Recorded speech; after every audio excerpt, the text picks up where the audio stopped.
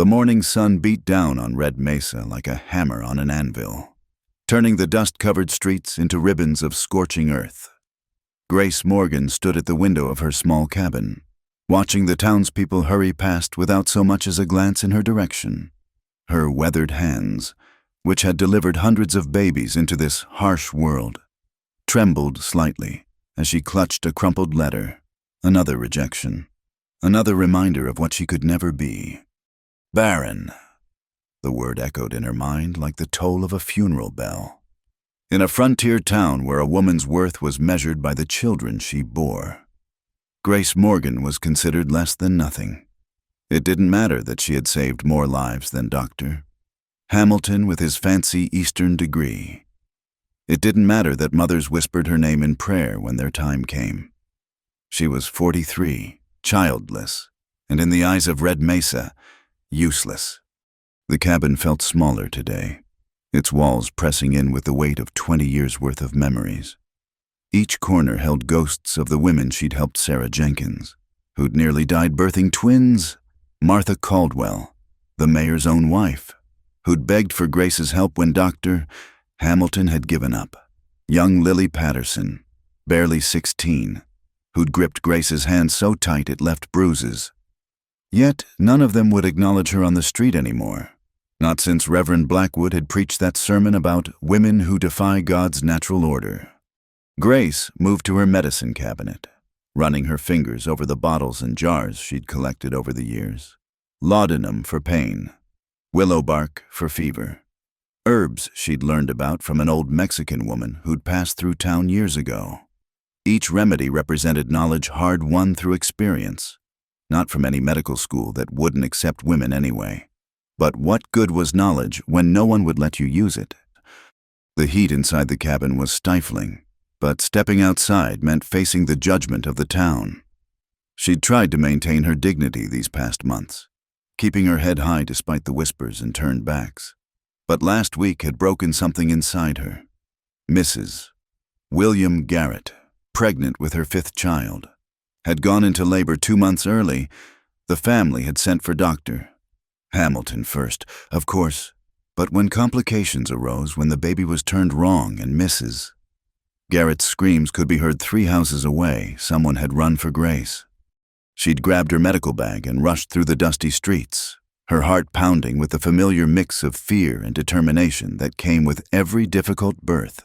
But when she'd reached the Garrett house, Mayor Caldwell himself had blocked the doorway. "We don't need you here," he'd said, his thick mustache twitching with disgust. "Doctor, Hamilton has the situation under control." "Please," Grace had begged, hearing the desperate cries from inside. "I've handled breech births before. Let me help." A Barren woman has no business around birthing. Reverend Blackwood had appeared behind the mayor, his black coat making him look like a crow despite the heat. "It's unnatural, ungodly." They'd slammed the door in her face. Grace had stood there in the street, medical bag clutched uselessly in her hands, listening to Mrs. Garrett's agony. 2 hours later, the screaming had stopped. Both mother and child were dead. The memory burned like acid in her chest. She'd attended the funeral, standing at the back of the crowd while Dr. Hamilton accepted condolences and spoke of God's mysterious ways. No one mentioned that Grace could have saved them. No one cared. A knock at her door interrupted her bitter reverie. Grace hesitated. Visitors were rare these days. When she opened it, she found young Tom Morrison, the sheriff's son, shifting nervously from foot to foot. "Miss Morgan," he said, glancing over his shoulder as if afraid to be seen. "Pa sent me. There's gonna be a town meeting tonight. About you." "About me?" Grace's heart sank. "They're saying you're practicing medicine without proper authority, that you're a danger to the community." The boy's face flushed with embarrassment. "Pa wanted to warn you, said you should maybe think about moving on." Moving on. After 20 years of service, of saving lives, they wanted her gone. Grace thanked the boy and closed the door, leaning against it as her legs suddenly felt weak. Where would she go? She had no family left, no money saved, Everything had gone into medical supplies and keeping her small cabin.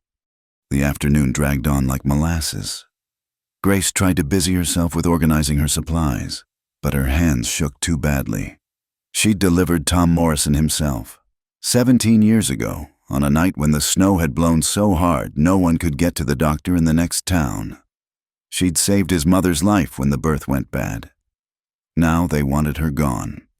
As evening approached, she dressed in her best dress, a faded blue calico that had seen better days, and pinned her graying hair into a severe bun. If they were going to run her out of town, she'd face them with dignity. The meeting was held in the church, its whitewashed walls glowing orange in the setting sun.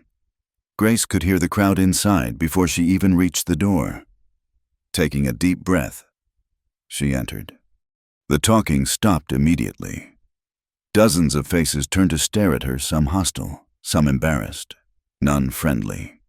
Mayor Caldwell stood at the pulpit with Dr. Hamilton and Reverend Blackwood flanking him like executioners. "Ah, Miss Morgan," the mayor said, his voice carrying the false politeness of a man about to do something distasteful. "Good of you to come." Grace walked down the center aisle, her boots clicking on the wooden floor. She kept her chin up, meeting the eyes of women she'd helped over the years. Most looked away. "We've called this meeting to discuss a serious matter," Mayor Caldwell continued. "The unauthorized practice of medicine in our community." Dr. Hamilton stepped forward, his thin face pinched with self-importance. "Miss Morgan has been interfering with proper medical care for too long. She has no formal training, no certification, no right to call herself a midwife." "I've delivered half the children in this town," Grace said quietly, but her voice carried successfully. "And how many have you lost, Dr. Hamilton shot back. "How many women have suffered because of your ignorance?" "Fewer than have died under your care," Grace replied, and a murmur ran through the crowd. "Silence," Reverend Blackwood thundered. "This woman stands before God and this community as an aberration. Barren herself. She presumes to assist in God's sacred act of creation. It's blasphemy." The word hung in the air like a curse. Grace felt her face burn, but she held her ground. "Furthermore," Mayor Caldwell added, "there have been complaints. Mrs. Harper says you gave her daughter herbs that made her sick. Mr. Garrett," he paused significantly, "Mr. Garrett says you could have saved his wife if you'd been allowed to help, filling his head with false hope and lies." That was too much. "I could have saved her," Grace burst out, "if you hadn't barred me from the house." "Enough." The mayor's face was red. "This town has a qualified doctor now. We don't need some barren spinster playing at medicine. I motion that Miss Morgan be prohibited from any medical practice within town limits, effective immediately." "I second the motion." "Doctor," Hamilton said quickly. The vote was swift and unanimous. Grace stood there as her life's work was stripped away with a show of hands. When it was over, people filed out quickly, avoiding her gaze. Soon only she remained in the empty church, staring at the cross on the wall. Outside, the desert wind had picked up, sending dust devils dancing down the main street. Grace walked slowly back to her cabin, each step feeling like a mile. In the distance, a coyote howled a lonely, mournful sound that matched the ache in her chest. She was truly alone now, useless, barren, cast aside like a broken tool. But as she reached her cabin and saw her medical bag sitting by the door where she'd left it, something stubborn sparked inside her. They could take away her right to practice in town, but they couldn't take away what she knew. They couldn't erase the lives she'd saved or the knowledge in her hands. Grace picked up the bag and held it close. Whatever came next, she would endure. She'd survived 43 years in this harsh land. She'd survive this too. The sun set behind the mountains, painting the sky the color of blood and promises. In the distance, thunder rumbled a storm coming in from the desert.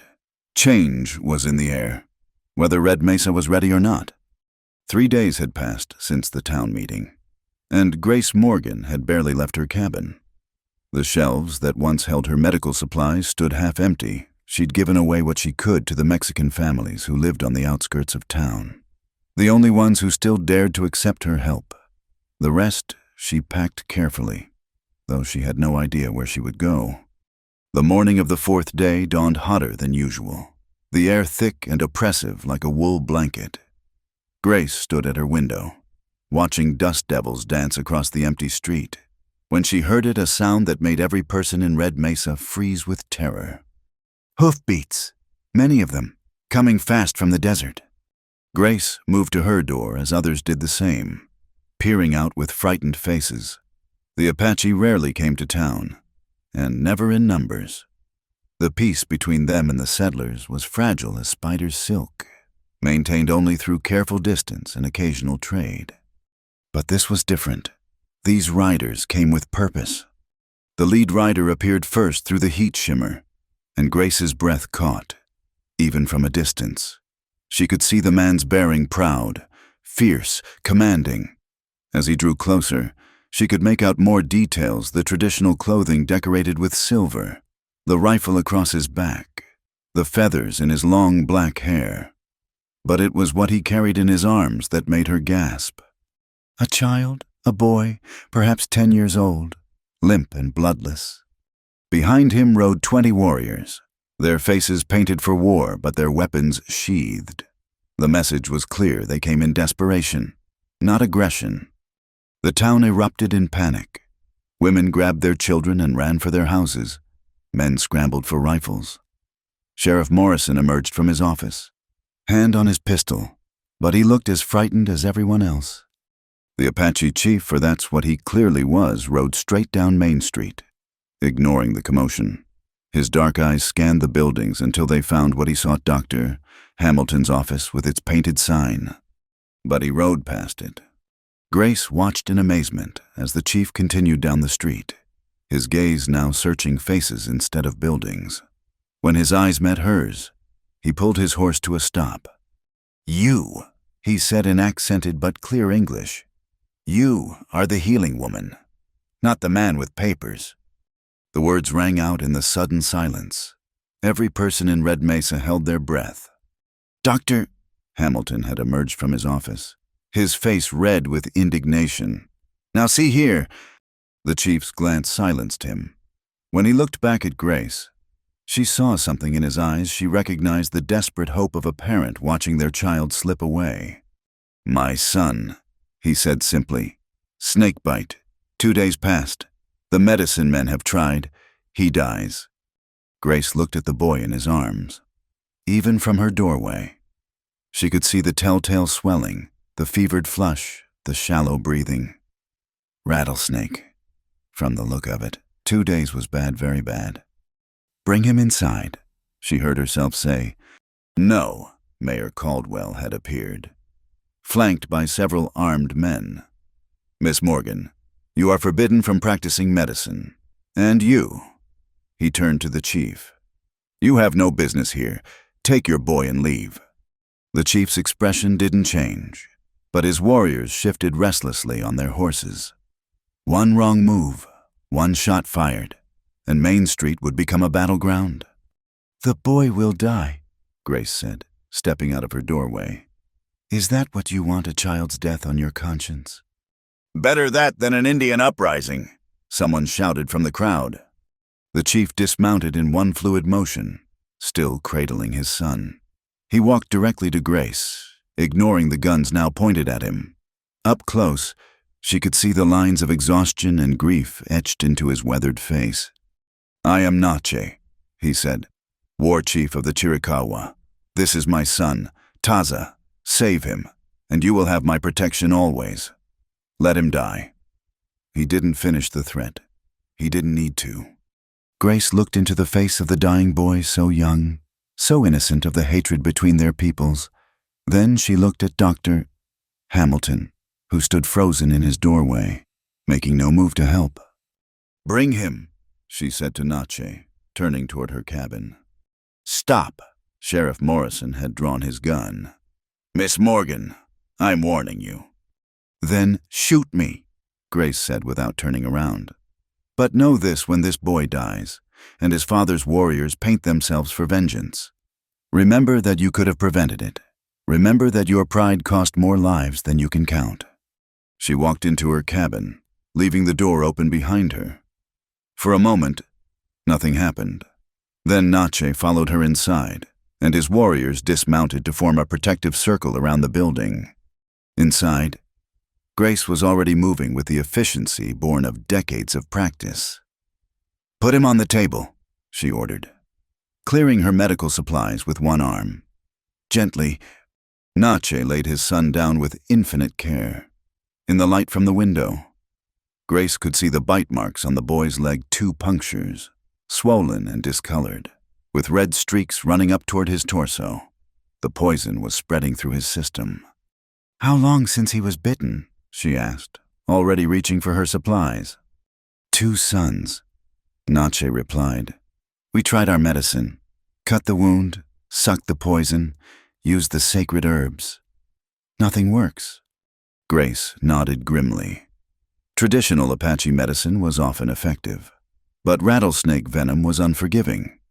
She examined the boy more closely, pulse rapid and thready, breathing shallow, skin hot to the touch.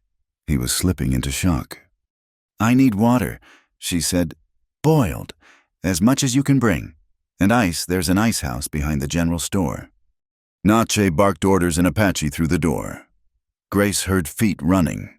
Despite the shouts of protest from the townspeople, she worked quickly, cutting away the boy's leggings to fully expose the wound.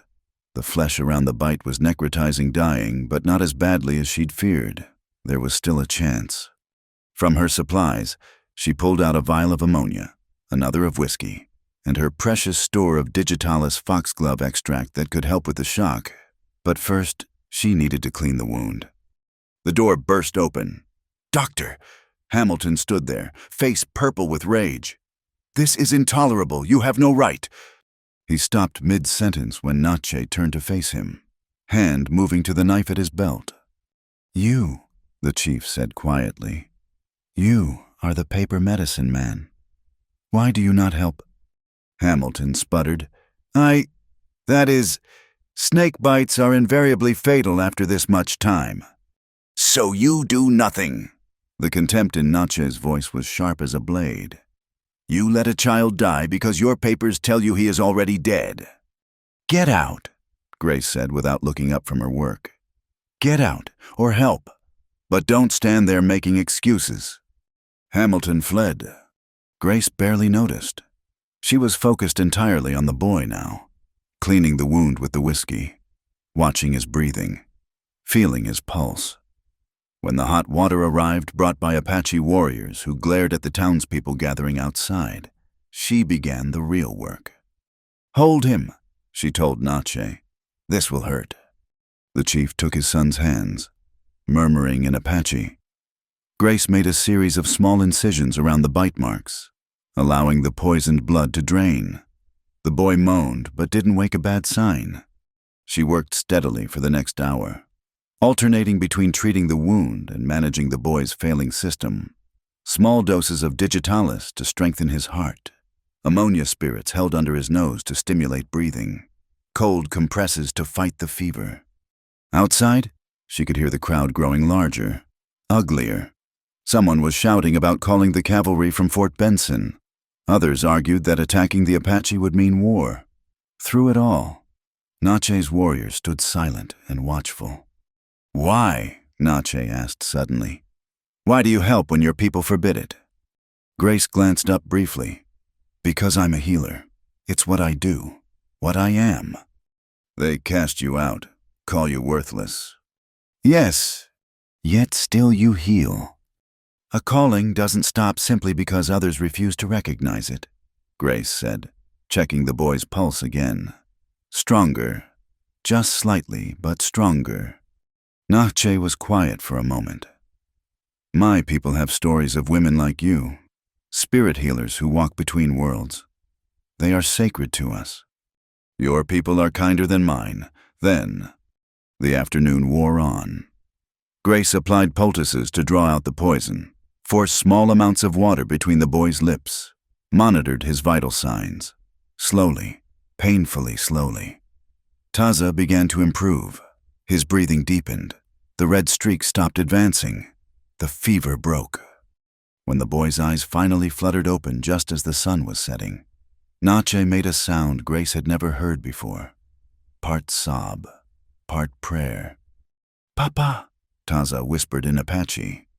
Nache gripped his son's hand, tears streaming down his weathered face. He looked at Grace with something approaching awe. He will live. If infection doesn't set in, if he rests, if we can keep the fever from returning, yes, I believe he will live. Nache stood slowly, never releasing his son's hand. He studied Grace for a long moment. "You have given me back my son," he said finally. "The debt cannot be repaid. From this day, you are under the protection of the Chiricahua Apache. Any who harm you will answer to me." He raised his voice, speaking in Apache to his warriors outside. Grace heard them respond, a sound that sent chills down her spine, not of fear, but of recognition. They were acknowledging her as someone sacred, someone to be protected. "We will camp outside town tonight," Nache said. "Tomorrow, if my son can travel, we return to our people. But you," he looked at Grace intently, "you will always have a place among us, should you need it." Grace nodded, suddenly exhausted. She had saved the boy. Yes, but at what cost through her window? She could see the townspeople gathering, their faces ugly with rage and fear. She had defied them openly, helped their enemy. There would be consequences. But looking at Taza's peaceful face, his small hand clasped in his father's larger one, she found she didn't care.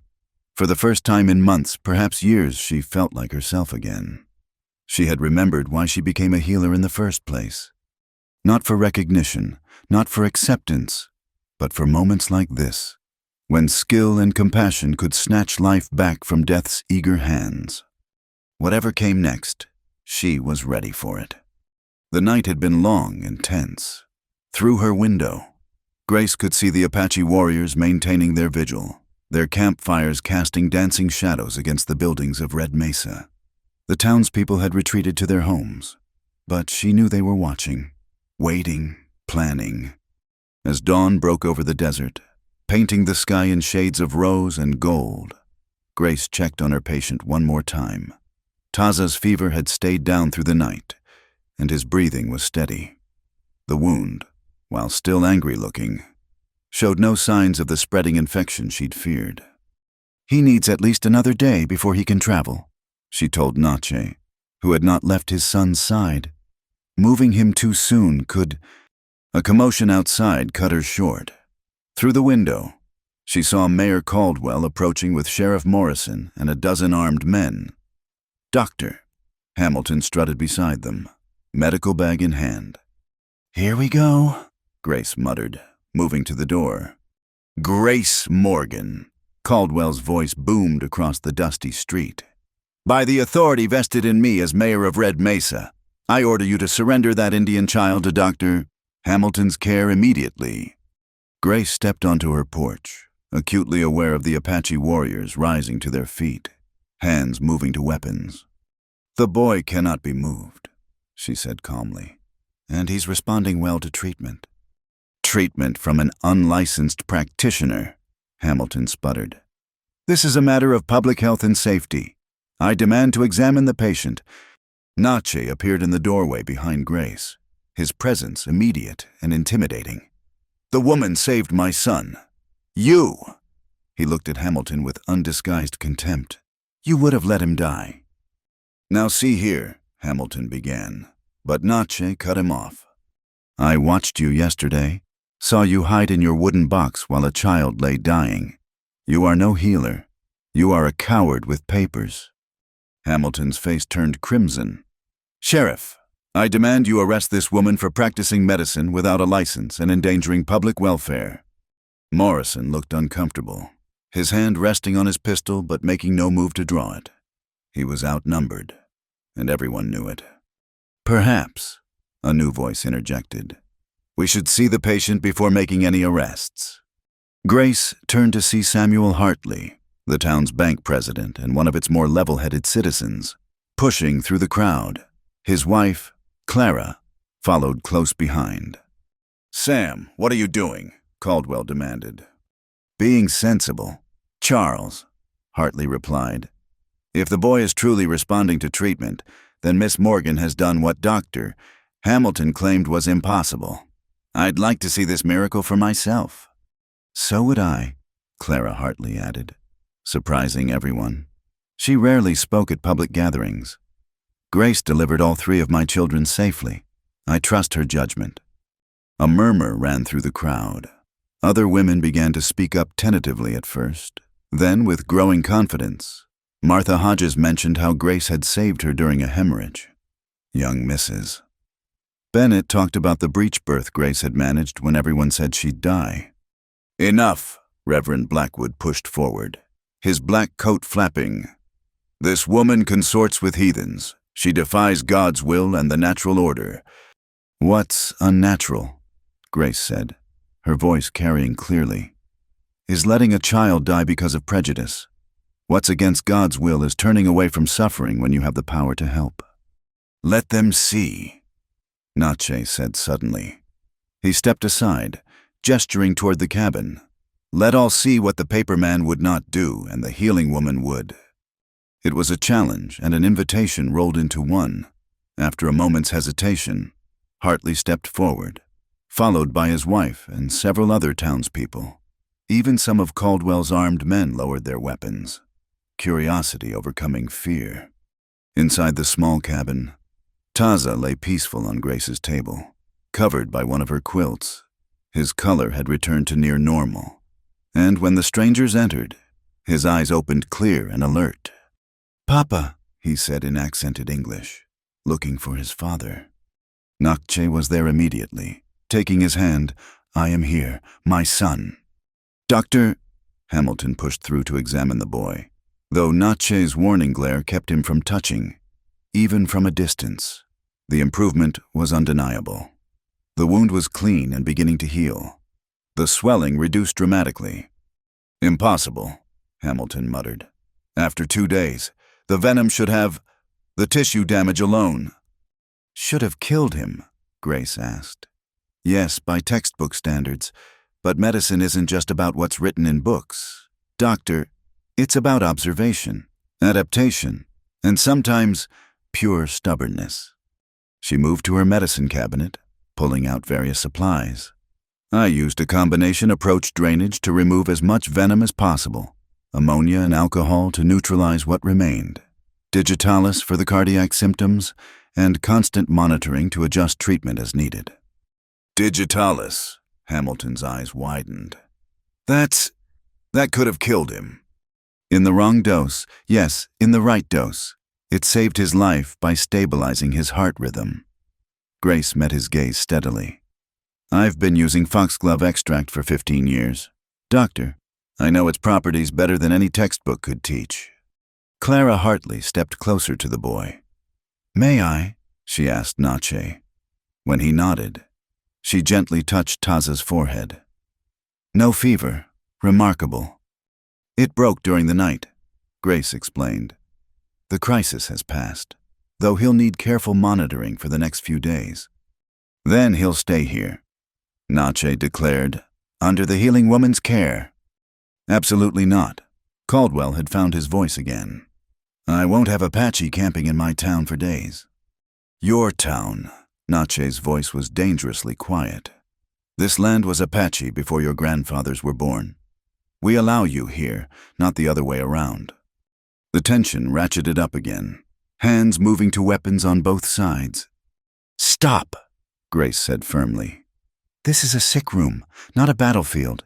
If you want to fight, do it elsewhere." She turned to Nache. "Your son needs rest and quiet. The stress of conflict won't help his recovery." Then to Caldwell. "And you, Mayor, need to think about what you're really afraid of. Is it the Apache? Or is it the fact that someone you've dismissed as worthless just proved herself valuable?" "How dare you?" "I dare because I have nothing left to lose," Grace interrupted. "You've already taken my livelihood, my place in this community. What else can you do to me?" "We could run you out of town," someone shouted from the crowd. "Yes, you could," Grace agreed. "And then when your wives go into labor, when your children fall ill, when accidents happen, who will you turn to? Dr. Hamilton, who hides behind his certificates while people die." Hamilton spluttered, but before he could respond, Samuel Hartley spoke up again. "She has a point. Charles, like it or not, Grace has skills this town needs. She's defied the council's ruling." "To save a life," Clara Hartley said. "I fail to see the crime in that." More voices joined in, women mostly, but some men too. The tide was turning, and Caldwell could feel it. "Fine," he spat. "Let the savage stay until he can travel.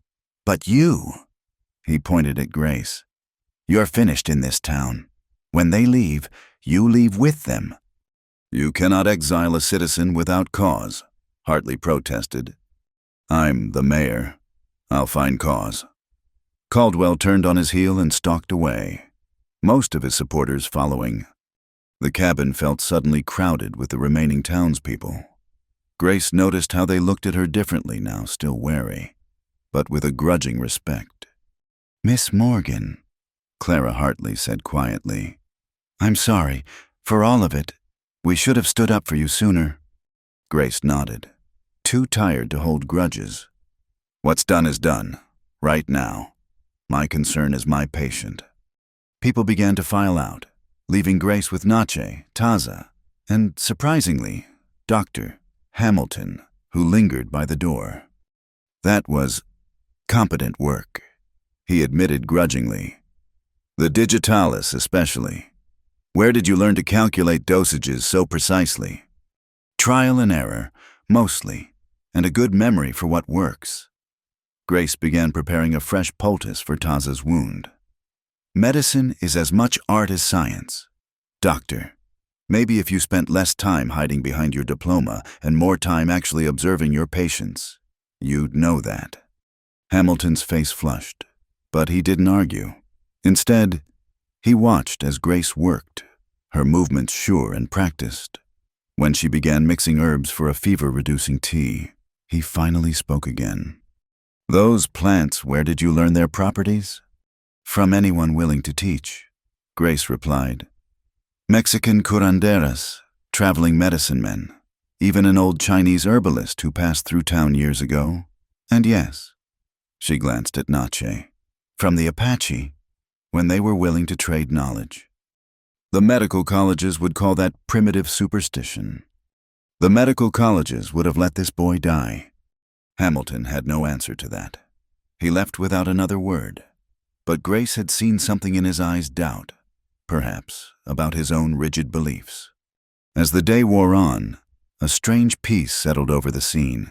The Apache warriors remained on guard but relaxed, some even accepting water from brave townswomen. Taza grew stronger by the hour, managing to eat some broth and speak quietly with his father. And Grace, for the first time in months, felt like a healer again. It didn't matter that she'd been exiled, that her future was uncertain. In this moment, in this small cabin that served as both home and hospital, she was exactly where she needed to be. "You are troubled," Nache observed as evening approached. Grace looked up from grinding herbs. "Your son will recover. That's all that matters." "No," Nache said firmly. "The town chief says you must leave. This troubles you." "This has been my home for 20 years, Grace admitted. "But perhaps it's time for a change." Nache was quiet for a moment. "Among my people, healers are honored, protected. You would not be cast out for being unable to bear children." The offer hung in the air between them, unexpected, generous, and strangely tempting. Grace looked at Taza, sleeping peacefully now, then at his father, whose dark eyes held nothing but sincere respect. I need to think," she said softly. "Think," Nache agreed. "But know this, whether you come with us or stay. You will always be known among the Apache as the one who saved the war chief's son. This is no small thing. as night fell over Red Mesa once more. Grace stood at her window, looking out at two worlds, the town that had rejected her and the Apache who offered acceptance. Tomorrow, Taza would be well enough to travel. Tomorrow, she would have to choose. But tonight, she had work to do. A patient to monitor, medicines to prepare, a life to guard through the dangerous hours of darkness. It was enough. For now, it was enough. The morning of departure arrived with a crimson sunrise that painted the desert in shades of blood and gold. Grace had spent the night teaching Nache how to care for Taza's wound, showing him which herbs to use and how to watch for signs of infection. The boy was well enough to travel now, though he would need to ride with his father rather than on his own mount. As she helped prepare Taza for the journey, wrapping his leg carefully with clean bandages, Grace became aware of a presence at her door. She looked up to find several Apache women standing there, having approached so silently she hadn't heard them. The eldest, her hair streaked with silver and her face marked by years of desert sun, stepped forward. She carried a bundle wrapped in deerskin. "I am Guyen," she said in careful English. "Sister to Nache, you saved my nephew." She held out the bundle. "This is for you." Grace accepted it with both hands, understanding the significance of the gesture. Inside was a beautifully beaded medicine pouch and several small clay pots containing what she recognized as traditional Apache remedies. "Our medicine woman is old," Guyen explained. "She wishes to meet the white woman who knows the healing ways. If you come with us, she will teach you our medicine. You will teach her yours." It was more than an invitation, it was an offer of belonging, of purpose. Grace felt her throat tighten with emotion. "I am honored," she managed to say. Guyen studied her with knowing eyes. "You have no children, but you have brought many into this world, among us. This makes you powerful, not broken. The spirits work through you." Before Grace could respond, a commotion arose outside. Mayor Caldwell had returned with Reverend Blackwood and a larger group of armed men. But this time, something was different. Women were gathering two wives and mothers, some carrying babies Grace had delivered. "It's time, Miss Morgan," Caldwell announced loudly. "The Indians are leaving, and you with them." Grace stepped onto her porch, medical bag in one hand, the Apache bundle in the other. She had packed her few belongings during the night, accepting what seemed inevitable. But the crowd of women gave her pause. "You can't do this, Charles." Clara Hartley pushed to the front, her usually gentle face set with determination. "You have no legal right to exile her." "I have every right to protect this town from those who consort with our enemies," Caldwell shot back. Enemies. It was Martha Hodges who spoke now, the baker's wife whose life Grace had saved during a difficult birth. "The Apache haven't attacked us in 2 years. The only enemy I see here is ignorance." "And pride," added Sarah Morrison, the sheriff's own wife. "Male pride that can't stand a woman knowing more than a man with fancy papers." Dr. Hamilton, who had been lurking at the edge of the crowd, stepped forward. "Now see here, that's quite enough." "Is it?" Clara Hartley turned on him. "Where were you when my sister was hemorrhaging last winter, drunk in your office? Grace saved her life." "And my daughter?" another woman called out. "When she had the fever and you said there was nothing to be done." The accusations came faster now, years of quiet resentment finally finding voice. Grace watched in amazement as the women of Red Mesa women who had shunned her just days ago stood up in her defense. Nache, mounted now with Taza secure in front of him, watched the proceedings with interest. His warriors sat their horses in silence, but their presence was a palpable force. "Enough," Reverend Blackwood raised his arms as if calling down divine judgment. "This woman has been judged and found wanting. She is barren, unwomanly, and now she proves herself a traitor to her own race." "The only thing barren here is your compassion, Reverend." The voice was quiet, but carried such authority that everyone turned. Elizabeth Hartley. Samuel's elderly mother and the town's oldest resident, made her way forward with her cane. At 82, she was a force to be reckoned with. "I've lived in this territory since before it was a territory," she said, fixing Blackwood with a steely gaze.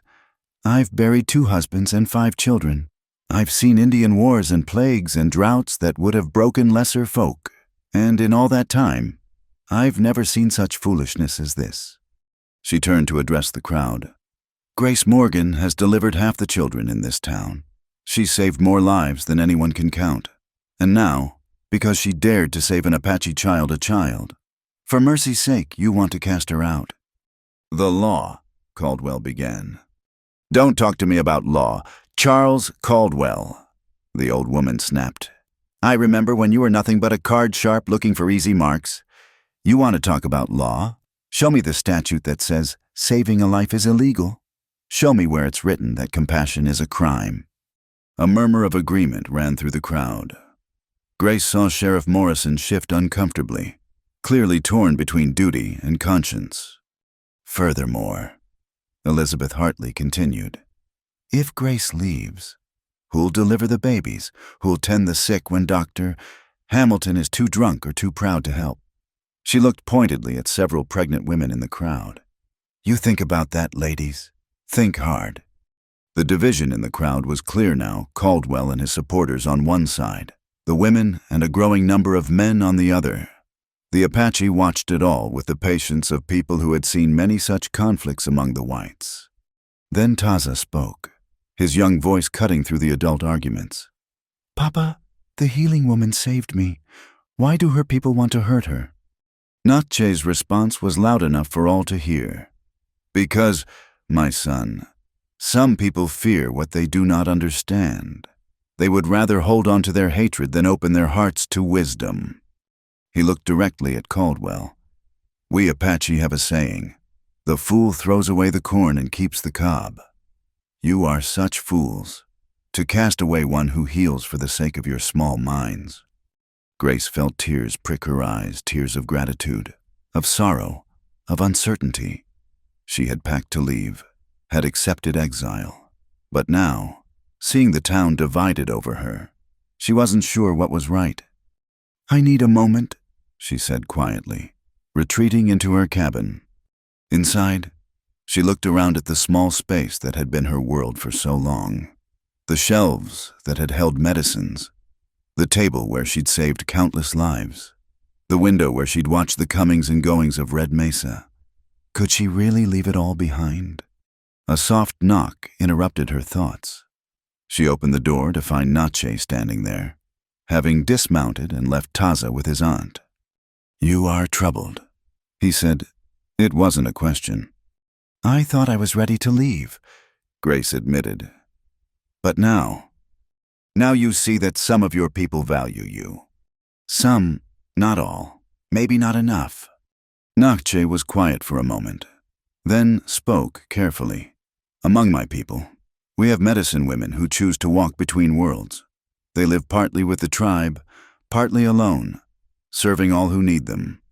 Perhaps this is your path." "What do you mean?" "You need not choose only one world or the other. The desert is wide. There are places between your town and our lands where a healer could live, serving both peoples." Grace considered this. "The town would never accept it. Neither would your people." "Probably. My people have already accepted you. As for your town..." He gestured outside where the argument continued. "Change comes slowly, like water wearing away rock. But it comes." He placed something in her hand, a small silver medallion marked with Apache symbols. "This marks you as under my protection. Any Apache who sees it will know you are friend, not enemy. Whether you stay, go, or find another way, you will always be welcome among us." Grace clutched the medallion, its weight somehow both heavy and comforting. "Thank you," she whispered. When they emerged from the cabin, the crowd fell silent. All eyes turned to Grace, waiting for her decision. She took a deep breath and stepped forward. "I've heard all your words, both kind and cruel. I've seen this town at its worst, and today Some of you at your best. I know I'm not wanted here by many of you." She looked at Caldwell and his supporters. "You fear me because I don't fit your idea of what a woman should be, because I've learned from people you consider enemies, because I dare to think that healing matters more than hate." Then she turned to the women who had defended her. "And you found your voices today. Don't lose them again. This town needs those voices, needs your wisdom and strength." Finally, she looked at Nache and the Apache. "You've offered me a home, a place of honor. I'm more grateful than you know." She squared her shoulders. "But I'm not leaving. Not today." The reaction was immediate and explosive. Caldwell's face turned purple. "You can't." "I can," Grace interrupted. "I'm going nowhere. Mayor Caldwell, this is my home. I've bled for this town, saved its children, tended its sick. If you want me gone, you'll have to drag me out." And she glanced at the women surrounding her. "I don't think that will be as easy as you thought." Clara Hartley stepped up beside her. "Grace stays." "Grace stays," echoed Martha Hodges. One by one, the women took up the chant. "Grace stays, Grace stays." Sheriff Morrison finally spoke up. "Charles, back down. This isn't worth tearing the town apart." Caldwell looked around, seeing his support eroding. Even some of his armed men were lowering their weapons, unwilling to face their own wives and mothers. "This isn't over," he snarled, but he turned and stalked away, Blackwood and Hamilton trailing after him. The crowd began to disperse, but many women lingered, touching Grace's arm, murmuring apologies and thanks.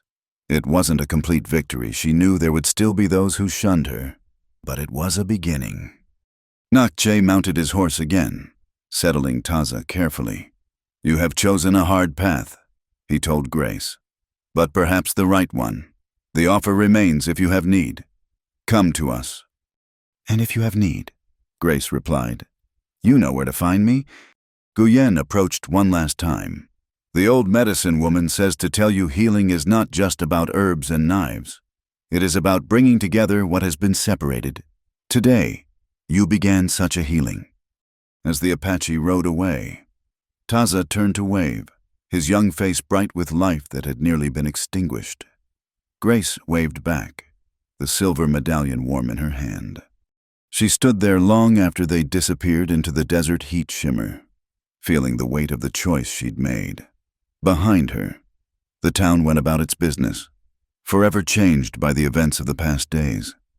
She knew there would be consequences, battles yet to fight. But for now, she had won the right to stay, to heal, to be herself in a place that was just beginning to understand her worth. The medicine woman who walked between worlds, perhaps that was who she'd always been meant to be. 2 weeks had passed since the Apache departed, and Red Mesa had settled into an uneasy quiet. Grace continued her work, though now it was different. Some women came to her openly, no longer hiding their visits. Others still crossed the street when they saw her coming. The town was divided, and the tension was palpable. On this particular morning, Grace was grinding herbs when she heard horses approaching fast. She looked out to see a cloud of dust on the horizon, not from the desert this time, but from the east. Government men, by the look of their formation. Her heart sank. She'd known this was coming. The riders swept into town with military precision. At their head was a man in a black suit despite the heat, his face sharp and humorless beneath his bowler hat. Behind him rode 6 territorial marshals, their badges glinting in the harsh sun. They stopped directly in front of the mayor's office. Grace watched from her doorway as Caldwell emerged, trying to look important but managing only to appear nervous. "Doctor," Hamilton scurried out from his office, medical bag in hand, as if that somehow made him more official. The man in black dismounted with deliberate slowness. "I am Territorial Inspector Josiah Crane," he announced in a voice that carried down the street. "I'm here to investigate reports of illegal medical practice and unauthorized fraternization with hostile Apache elements." Grace's hands tightened on her mortar and pestle. So Caldwell had made good on his threats. Writing to the territorial government, She'd expected as much, but that didn't make it easier to bear. Within an hour, Inspector Crane had set up his investigation in the town hall. Grace was summoned immediately. She went with her head high, carrying her medical bag if they were going to judge her. Let them see the tools of her trade. The town hall was packed. It seemed everyone in Red Mesa had found a reason to attend. Caldwell sat at the front with Reverend Blackwood and Dr. Hamilton, looking smug. But Grace noticed the women were there too. Clara Hartley, Martha Hodges, Sarah Morrison, and many others, their faces set with determination. Inspector Crane sat behind the judge's bench like a carrion bird, his dark eyes missing nothing. "Miss Grace Morgan," he began without preamble, "you stand accused of practicing medicine without proper certification, endangering public health, and consorting with Apache hostiles. How do you answer?" "I've been helping people in this town for 20 years. Grace replied steadily. "I've never claimed to be a doctor. I'm a midwife and herbalist." "Yet you performed surgery on an Apache child. You administered controlled substances. You made medical decisions that should only be made by qualified physicians." Crane's voice was cold as winter wind. "These are serious violations of territorial law." Dr. Hamilton stood up. "If I may, Inspector Crane, I'd like to present evidence of Miss Morgan's dangerous incompetence." For the next hour, Hamilton detailed every perceived slight, every challenge to his authority, twisting Grace's successes into lucky accidents and her knowledge into dangerous quackery. Caldwell and Blackwood added their own testimonies, painting her as everything from a witch to a traitor. Through it all, Grace sat silent, watching Inspector Crane take notes in his precise handwriting. She could feel the sympathy of the women behind her, but sympathy wouldn't matter if the law was against her. When the accusations finally ended, Crane looked up. "Does anyone speak for the accused?" "I do." The voice came from the back of the room. Everyone turned to see Samuel Hartley standing, but he wasn't alone. Beside him stood a small, neat man with wire-rimmed spectacles whom Grace didn't recognize. "And you are?" Crane asked. "Samuel Hartley, president of the Red Mesa Bank, and this," he gestured to the stranger, "is Dr. Marcus Webb from the University of Pennsylvania Medical College." A shocked murmur ran through the crowd. Hamilton's face went white. Dr. Webb stepped forward. "I received a letter from Mr. Hartley describing the medical situation in Red Mesa. I was traveling to California for research and decided to make a detour to see for myself." "This is highly irregular," Crane protested. "So is condemning a healer without proper investigation," Webb replied mildly. "I've spent the last 3 days reviewing Miss Morgan's methods and results. I'd like to share my findings, if you'll permit." Crane nodded curtly. Webb opened a leather portfolio. "First, regarding the treatment of the Apache child with snakebite, Miss Morgan's approach: wound drainage, ammonia application, and carefully dosed digitalis for cardiac symptoms is not only medically sound, but shows an advanced understanding of venom pathology. The survival rate for rattlesnake bites after 48 hours without treatment is less than 10%. Miss Morgan achieved a complete recovery." He turned a page. "I've also interviewed 37 women who've been attended by Miss Morgan during childbirth. Her maternal mortality rate is approximately 2%, well below the national average of 5%. Dr. Hamilton's rate, for comparison, is 8%. Hamilton spluttered. "Those statistics are documented in the town registry." Webb interrupted. "I checked." He continued methodically through case after case, each one highlighting Grace's skill and Hamilton's failures. The crowd grew restless, and Grace saw Caldwell's smug expression slowly morphing into concern. "In conclusion," Webb said, "while Miss Morgan lacks formal certification, her practical knowledge exceeds that of many licensed physicians. To prosecute her would be to punish competence in favor of incompetence." "That's all very well," Crane said, though he looked less certain than before. "But the law is clear. Medical practice requires proper licensing. Actually, Webb smiled slightly. The territorial law has a provision for established practitioners of good standing who have served their communities prior to the enactment of licensing requirements. Miss Morgan has been practicing here since 1865, well before the current laws were passed. Grace felt her heart leap. She hadn't known about this provision. Crane shuffled his papers, clearly caught off guard.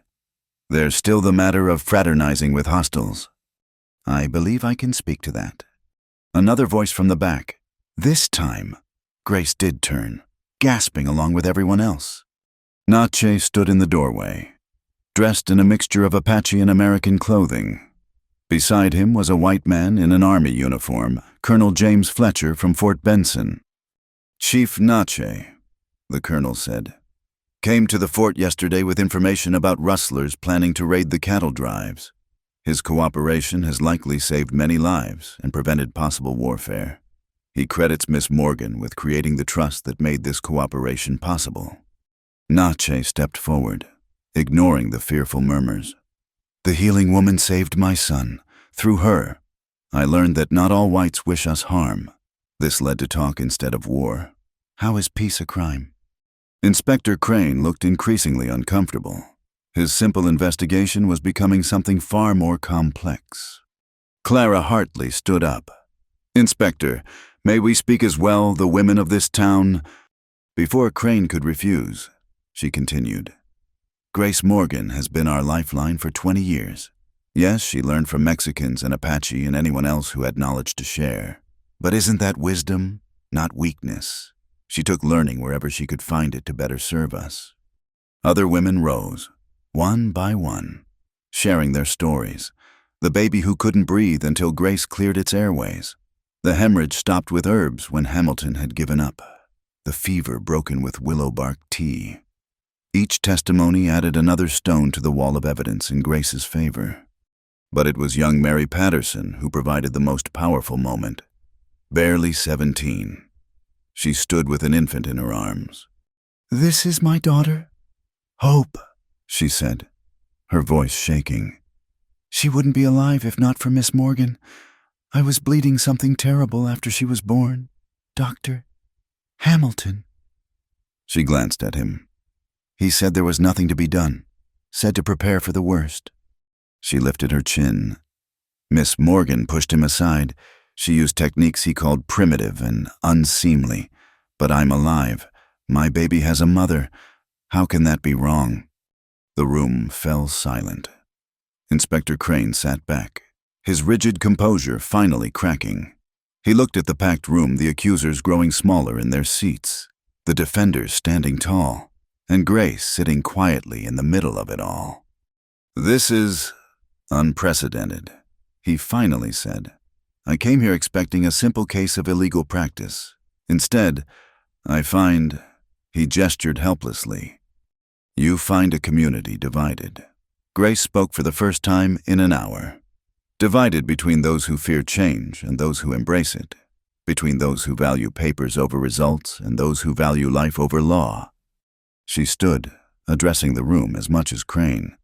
"I've never pretended to be something I'm not. I'm a midwife and herbalist who spent her life learning how to help people.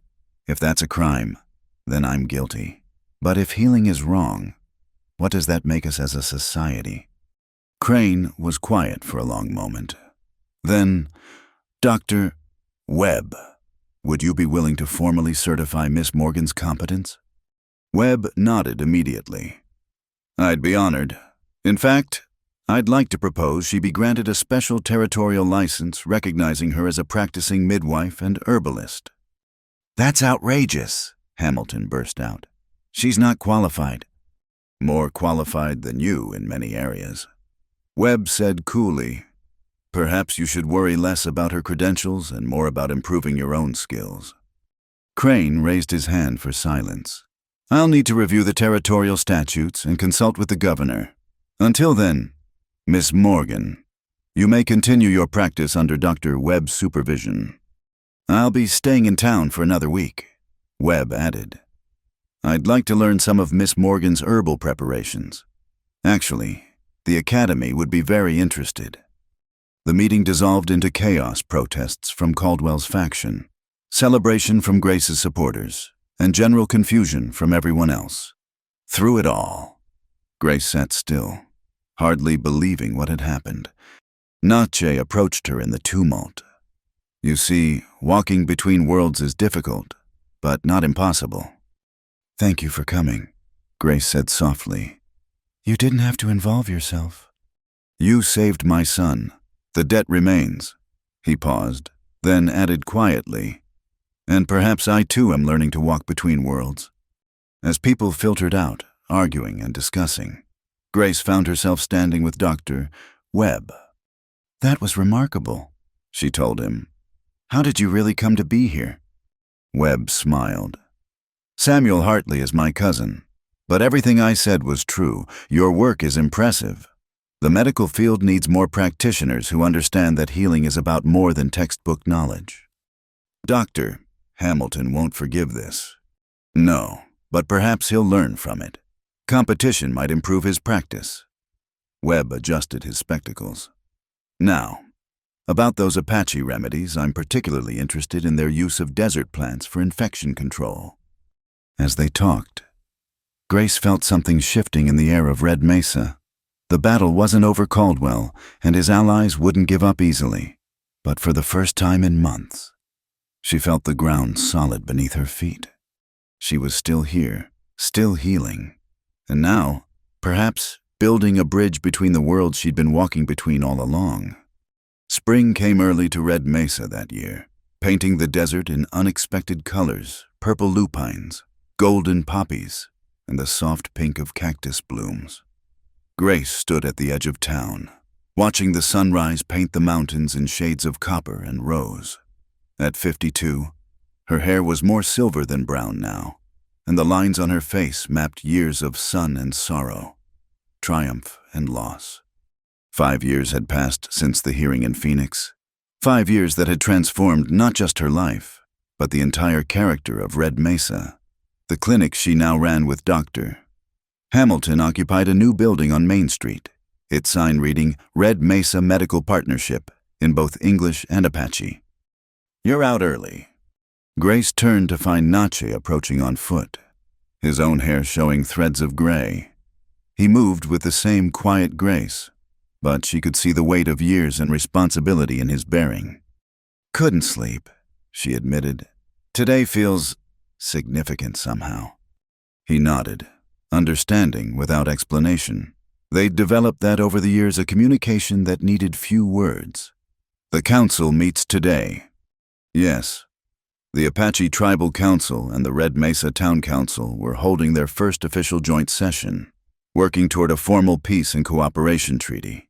It was something unthinkable just a few years ago. My son will be there, Nache said quietly. He speaks of becoming a healer, learning both paths like you. Taza, now 15 and tall like his father, had indeed shown aptitude for medicine. He spent time at the clinic, absorbing everything Grace and Hamilton could teach while also studying with Apache medicine men. He'll make a fine healer, Grace said. He has the hands for it, and more importantly, the heart. They walked together toward town as the morning light strengthened. The streets were already bustling Apache traders setting up beside local merchants. Children of both communities playing together, their laughter erasing boundaries their parents had maintained for so long. At the clinic, Dr. Hamilton was already seeing patients. The years had been kinder to him. Sobriety and humility had replaced arrogance and alcohol. He looked up as Grace entered, a genuine smile creasing his face. Morning, partner, Mrs. Rodriguez is here, the baby's coming. Grace immediately shifted into professional mode. Maria Rodriguez was carrying her 4th child, and at 41, the pregnancy was high risk. Grace had been monitoring her carefully for months. The delivery took 6 hours. It was complicated. The cord was wrapped around the baby's neck, and Maria's strength was failing. Grace and Hamilton worked in seamless coordination, their old antagonism forgotten in the face of medical necessity. When little Ana Rodriguez finally drew her first breath, The cry was the sweetest sound in the world. "You did it," Hamilton told Grace as they cleaned up. "That technique with the cord, I've never seen anything like it." "Apache method, modified with modern surgical principles," Grace explained. "Guyen taught me the basics years ago." "Brilliant." He shook his head. "I was such a fool to resist learning from them." "We all were fools in our own ways," Grace said gently. "What matters is that we learned." The joint council meeting convened at noon in the town hall. The building was packed, with people standing along the walls and spilling out into the street. Grace found a seat near the back, preferring to observe rather than participate directly. Mayor Thomas Whitman, elected after Caldwell's spectacular fall from grace, sat at one side of the table. Across from him, Chief Nache represented the Apache, flanked by tribal elders. Between them lay documents that would formalize what had grown organically over the past years, a commitment to mutual aid, shared resources, and peaceful coexistence. There were still voices of dissent. Reverend Blackwood, though much diminished in influence, stood to speak against unholy alliances. A few Apache elders expressed concerns about losing their traditional ways, but they were outnumbered by those who'd seen the benefits of cooperation. Young William Whitman, now 11 and walking with only a slight limp from his accident, stood to address the council. "I wouldn't be here without both communities," he said simply. "Miss Grace saved me, but so did the Apache who helped rescue me. We're stronger together." The treaties were signed as the afternoon sun slanted through the windows. It was a moment Grace had never dared imagine when she first stood ostracized and alone in this very room. That evening, a celebration was held at the creek where Grace had often met with Nache over the years. Tables groaned under food from both cultures. Music filled the air, fiddles mixing with Apache drums, creating something new and beautiful. Grace found herself sitting on a log, watching the festivities with a deep sense of satisfaction. Clara Hartley joined her, now a grandmother several times over thanks to Grace's continued work. "You did this," Clara said softly. "All of this started with you." "No," Grace corrected. "It started with a scared father and a dying child.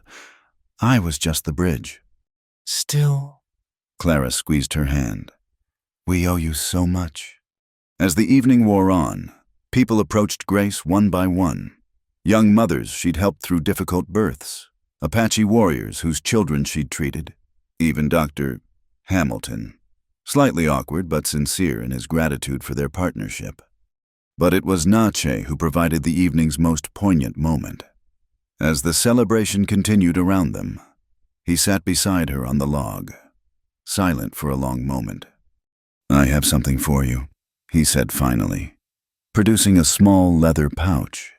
Inside was a silver pendant, beautifully crafted with symbols from both Apache and American traditions. "It's beautiful," Grace breathed. "It was my mother's," Nache said quietly. "Given to her by her mother, and back through generations. It belongs to a woman of great medicine, one who walks between worlds and makes them one." Grace's hands trembled as she held the pendant. "Nache, I can't." "You can, you must." His dark eyes held hers. "You have earned it not through blood, but through service, through choosing to see people, not peoples." He helped her fasten it around her neck, his hands gentle but sure. For a moment, they sat close enough that Grace could feel his warmth, smell the sage and leather scent that always surrounded him. Something passed between them, not quite spoken, but understood. Two souls who'd found kinship in their dedication to others, in their willingness to bridge worlds. "Thank you," Grace whispered, and they both knew she meant for more than just the pendant. As the night deepened and the celebration began to wind down, Grace walked slowly back to her cabin.